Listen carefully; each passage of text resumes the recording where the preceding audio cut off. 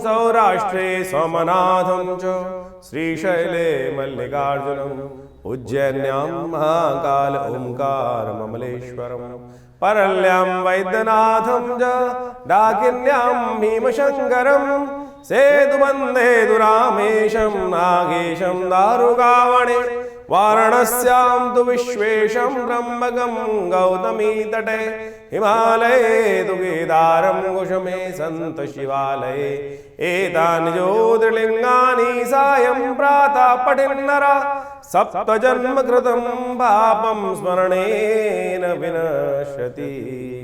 इस दिन से होलाष्टक आरंभ हो रहे हैं। होलाष्टक जो होते हैं वो विशेष रूप से बड़े नेगेटिव दिन माने जाते हैं। कर्क राशि वालों को खास तौर पर ध्यान रखना चाहिए कि ऐसे में मनोमस्तिष्क जो विशेष तौर पर कहीं कहीं गलत कार्यों में फंस गया तो फिर कई कार्यों में विघ्न उपस्थित करने के योग बना सकते हैं। दुश्मन बड़े एक्टिव होते हैं इन दिनों में, नेगेटिव एनर्जी वाले लोग बड़े एक्टिव होते हैं और ऐसे में उन सब की नेगेटिव एनर्जी कई बार परेशानी में डाल देती है। तो आपको एक काम करना चाहिए, अपने घर में नेगेटिव एनर्जी को रोकने के लिए आपकी राशि के दृष्टिकोण से जो हम बता रहे हैं उसको नोट कर लीजिए। आमतौर पर नेगेटिव एनर्जी को रोकने के लिए कोई ना कोई बाजार में बहुत सारी चीज़ मिलती हैं, कोई नज़र बट्टू मिलता है, कोई आला मिलता है, वो सब लोग लगा लेते हैं। तो आपकी राशि के दृष्टिकोण से हमें दिखाई देता है कि सीपीओ से बना हुआ या शंख इत्यादि छोटे छोटे होते हैं उनके बने हुए बंधनवार, जिसके अंदर थोड़े थोड़े विशेष तौर पर मोरपंख, एक दो मोरपंख लगा लें और साथ साथ अपने घर के मुख्य दरवाजे पर उसको लटका दें। और ये बंधनवार कई रूप से आपके कष्टों को निवारण करने का योग बना सकता है। नहीं तो कि जैसे होलाष्टक के दिन में कहा जाता है कि बहुत सारे नेगेटिव एनर्जी वाले लोग एक्टिव हो जाते हैं और आपके कई कार्यों में विघ्न उपस्थित करने के लिए परेशान कर सकते हैं, चाहे आपका घर है, चाहे व्यवसाय है। एक सीपी और ख़ासतौर पे यदि कम से कम इतना ही तो लगा लें, एक सीपी और ख़ासतौर पे एक कोई भी सीपी डालकर उसके अंदर पंच पल्लव साथ में जोड़कर, एक मोरपंख जोड़कर यदि एक धागे में, सफ़ेद धागे में उसको लटका भी देंगे तो कहा जाता है कि बहुत सारे नेगेटिव प्रभाव को दूर करने के लिए ये बंधनवार अद्भुत रूप से कार्य करेगा। घर के मुख्य दरवाजे पर या व्यवसाय के मुख्य दरवाजे पर इसको अवश्य लगाने का प्रयास करें। हो सके तो कम से कम एक सीपी ही घर के बाहर दोनों दरवाजों पे एक सीपी चिपका दें, वो आपके लिए बहुत सुंदर कार्य करेगी, नेगेटिव एनर्जी को घर में बसने से रोक सकतेगी। नहीं तो होलाष्टक में कई प्रकार के तंत्र इत्यादि के प्रयोग बहुत सारे लोग अपने शत्रुओं को परेशान करने के लिए, लोगों को परेशान करने के लिए करते रहते हैं। जो नेगेटिव हैं वो कुछ ना कुछ पत्थर मारने की स्थिति नहीं छोड़ सकते हैं, क्योंकि लातों की भूत बातों से तो मानते नहीं हैं। तो उनके लिए कुछ आवश्यक, अपनी रक्षा अवश्य करनी चाहिए, इतना ही आप कर सकते हैं। फागुन मास में होलाष्टक भी आते हैं। वो होलाष्टक बहुत महत्वपूर्ण दिन माने गए हैं। यदि फागुन के अनुसार से आप समझें, शास्त्र की विधि के अनुसार से, शास्त्र में कथाओं के अनुसार से, तो इन होलाष्टकों में कोई शुभ कार्य निषेध कहे गए हैं। उसकी दो कथाएं शास्त्र में बहुत प्रचलित हैं। एक कथा तो ये है कि जब भगवान का जो शंकर थे वो साधना में थे और कामदेव ने उनकी साधना को भंग करने के लिए कामस्त्र का प्रयोग किया था, तो उस समय में भगवान ने कामदेव को भस्म कर दिया था।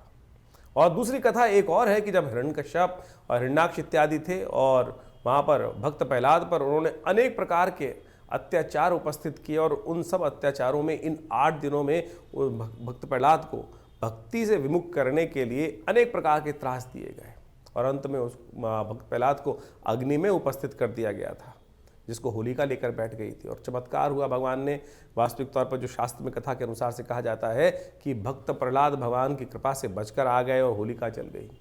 तो ये समस्त जो कथाएं हैं ये शास्त्र में कहीं ना कहीं हमारे कष्टों को दूर करने के लिए कुछ सूत्र देती हैं और हम ज्योतिष विज्ञान के माध्यम से आपके समक्ष उन्हीं उपायों को यहाँ उपस्थित करने का प्रयास करते हैं कि जो पुराणों इत्यादि में वर्णित किए गए हैं। देखिए, ज्योतिष को आज की तारीख में कुछ लोगों ने केवल टोटकों पे बांध दिया है और ऐसे उपाय जिनका कोई औचित्य नहीं है उनको करने से कोई फायदा होने वाला है नहीं। ज्योतिष मन का वहम नहीं है। ज्योतिष कोई ऐसा प्लेसिबो नहीं है कि जिसको कह देते हैं कि शायद कर लो, नहीं। ज्योतिष में जो प्रमाण हैं वो पुराण इत्यादि में बहुत सुंदर तरीके से वर्णित किए गए हैं। कलिकाल में ये हमारा इतिहास है, जो पुराण में कथाएं हैं ये हमारा इतिहास है, ये शास्त्रों में ऋषियों का अनुभव है जो उन्होंने उन कथाओं के माध्यम से वहाँ वर्णित किया है और उसी के हिसाब से पंचांग का निर्माण किया जाता है, उन तिथियों का निर्माण किया जाता है, उन तिथि में जो उत्सव बताए जाते हैं वो सब के सब वहाँ वर्णित हैं। यदि शास्त्र के दृष्टिकोण से देखें तो इस फागुन मास के अंदर, शुक्ल पक्ष के अंदर अनेक प्रकार के व्रत बताए गए हैं।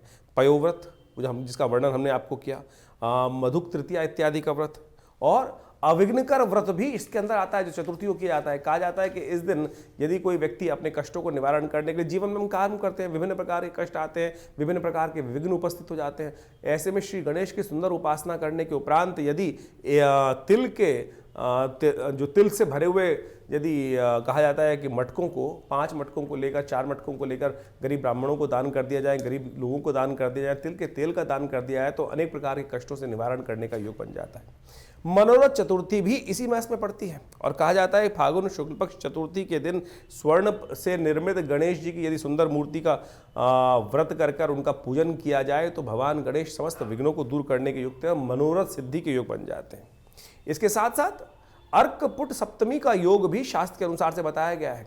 अर्कपुट सप्तमी के दिन कहा जाता है कि स्नान के पश्चात भगवान सूर्य का सुंदर रूप से ध्यान कर उनको अर्घ इत्यादि देकर और व्रत कर या अगर एक दिन पहले व्रत कर यदि भगवान सूर्य को अर्घ दें तो सूर्य संबंधित समस्त समस्याओं को दूर करने के अनेक रास्ते आपके जीवन में बन जाते हैं। सूर्य कीर्ति के मालिक हैं और हर महीने सूर्य की संक्रांति होती है, तो उन सब में यदि विधि विधान के अनुसार से हम समय समय पर आपको उपाय बताते हैं, उनको करेंगे तो बहुत सुंदर रूप से कष्टों को निवारण करने का योग आप अपना अवश्य बनता है।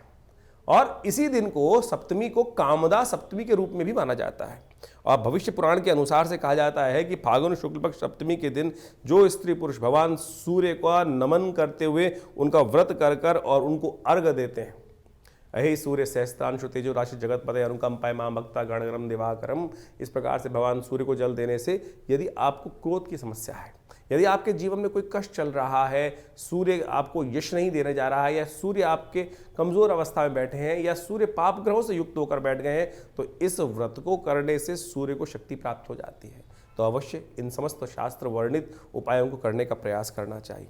और विभिन्न पुराणों इत्यादि में जिस प्रकार का वर्णन किया गया वो हम समय बताते हैं। और एक सबसे बड़ा त्यौहार और भी आता है, भगवान जिसको कहा जाता है कि अभी हमने होलाष्टक के बारे में आपको वर्णित किया ही किया है।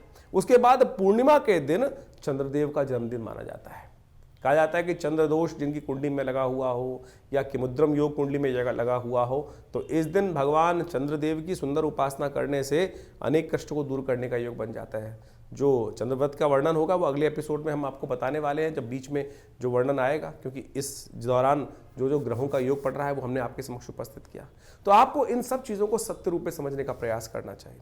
ये हमने इस कार्यक्रम के माध्यम से जो भी चीज़ें पंचांग के अनुसार से आपके समक्ष रखने का प्रयास किया है। कई लोग तथाकथित तौर पर ये बात को भ्रांति समझते हैं कि भैया ये उपाय से कुछ नहीं होने वाला। अरे शास्त्र में जो उदाहरण है उनको करके उन्होंने जो कथाएं बताई गई हैं उन सबके जीवन में कष्ट को दूर करने का मार्ग बना के नहीं बना। आपका विश्वास चाहिए, आपकी श्रद्धा चाहिए, और श्रद्धा से कष्ट निवारण करने का योग अच्छा बन जाता है। एक बात और समझें, वास्तविक तौर पर ऐसा कोई भी कष्ट नहीं है जो आज आया है पहले ना आया हो।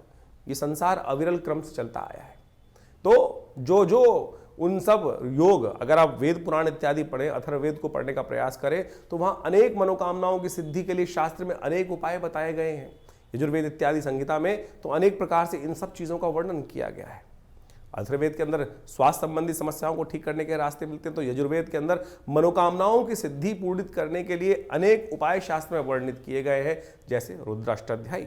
रुद्राष्टाध्यायी के अंदर विभिन्न मंत्र हैं, विभिन्न मनोकामनाओं की पूर्ति के लिए भगवान शंकर से प्रार्थना की जाती है, और सत्य माने भगवान की प्रार्थना से वो समस्त कष्टों का निवारण करके योग बन भी जाते हैं।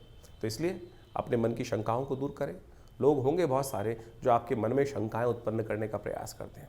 बहुत सारे इस संसार में भांति भांति के लोग हैं, 5 उंगलियां बराबर नहीं होती। तो कोशिश ये करें कि संसार में जो आपको उत्साहित करने का प्रयास करें, सत्य मार्ग में डालने का प्रयास करें, उनका अनुसरण करने का प्रयास करें। एक पुरानी कहावत है, उन लोगों के बीच में ना रहें जो आपको हतोत्साहित करते हों, जो आपके धर्म पे आक्षेप करने का प्रयास करते हों, जो आपको पदभ्रष्ट करने का प्रयास करते हों। सत्य राह पर चलने, धर्म का पालन करना शास्त्र का एक नियम है, और जो धर्म के साथ चलते हैं, धर्म के वर्णित नियमों के अनुसार से चलते हैं, धर्म में वर्णित परंपराओं का निर्वाह करते हैं, धर्म स्वयं उनकी रक्षा करता है। ये शास्त्र में अद्भुत रूप से वर्णित किया गया है। ज्योतिष बिल्कुल सनातन की एक सुंदर परंपरा है, और धर्म से विमुख होकर ज्योतिष का कोई जो निदान पाठ है उसका तो कोई लाभ मिलेगा ही नहीं है। तो इसलिए निदान चाहते हैं तो अपने आप को सरल करने का प्रयास करें। हमने समस्त कार्यक्रम के माध्यम से आपके समक्ष पूरा जो वर्णन था ग्रहों का इस समय का, उसके समक्ष आपको वर्णित किया है और आशा करते हैं कि प्रयास जो आप करेंगे सही दिशा में, जो उपाय सरलतम उपाय हमने आपके समक्ष रखे हैं और उन सबको कर आप अपने कष्टों का निवारण भी कर सकते हैं बिल्कुल। और हम रविवार को विवेकानंद योग आश्रम में एक बड़ा कार्यक्रम अब आरंभ करने का हमने सुंदर प्रयास किया है। महीने के हर पहले रविवार को हम यहाँ पर आश्रम में सुंदर जन्मपत्रियों का, जो बहुत सारे लोगों के समस्याएं जीवन में होती हैं, वो कष्ट निवारण चाहते हैं लेकिन जो आश्रम की जो फीस इत्यादि हैं वो देने में बहुत सारी समस्याएं लोगों के साथ होती है। तो हमने महीने के पहले रविवार के दिन सुबह 8 बजे से लेकर करीब करीब 11 बजे तक एक कार्यक्रम रख दिया है। उसमें आप जो भी आना चाहें आश्रम पे आना पड़ेगा, फ़ोन पे बात नहीं हो पाएगी और वहाँ आश्रम पर आकर अपने प्रश्नों का समाधान निःशुल्क रूप में जान सकते हैं। बिल्कुल कोई फीस नहीं रखी जाएगी रविवार वाले कार्यक्रम में। सुबह 8 बजे से लेकर पहले रविवार के दिन, हर महीने के पहले रविवार के दिन करीब करीब सुबह 8 बजे से लेकर 11 बजे तक एक कार्यक्रम रहेगा। यज्ञ भी होगा उसमें अंदर और आपके प्रश्नों का समाधान देने की सुंदर व्यवस्था आश्रम की तरफ से रख दी गई है। दिल्ली में विवेकानंद योगाश्रम जमनाबाद लक्ष्मी नगर में स्थित है। फ़ोन नंबर्स आपके सामने स्क्रीन पर चल रहे हैं। आप जो भी अपनी प्रश्न हो उनको व्हाट्सएप के माध्यम से भी भेज सकते हैं और पर्सनली रविवार के दिन आकर उनका निदान भी जान सकते हैं। धन्यवाद, नमस्कार।